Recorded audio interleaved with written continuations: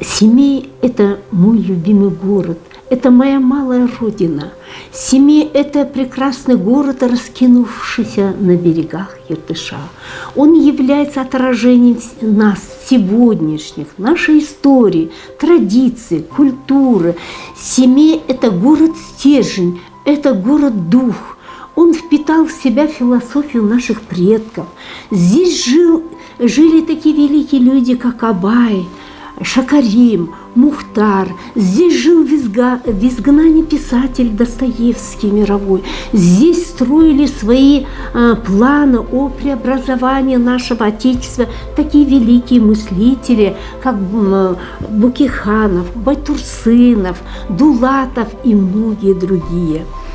Здесь написал свой роман Мухтар Әуезов «Путь Абая», который вошел в мировую литературу.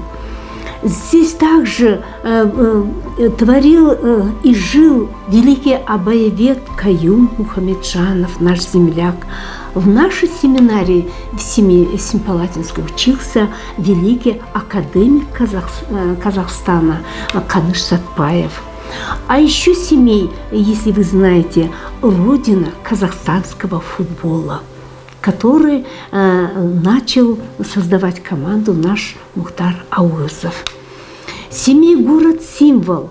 Для мирового сообщества он является символом безъядерного мира. Действительно, здесь были озвучены о том, что закрывается ядерный полигон, и мы под шанраком нашего Семея, все мировое сообщество это поддержало, одобрило.